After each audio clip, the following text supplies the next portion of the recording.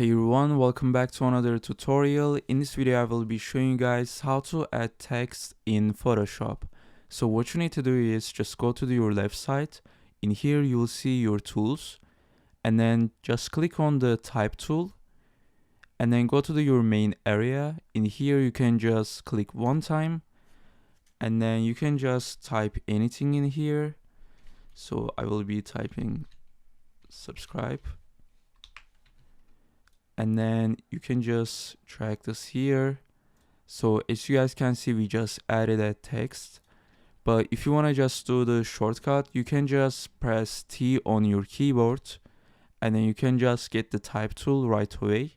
So just press T.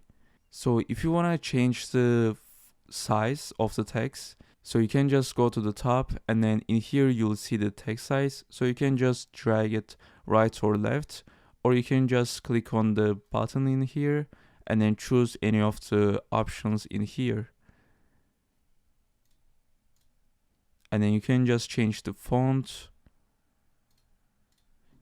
or if you want to change the color, you can just click on the white section in here and then choose any of the color in here.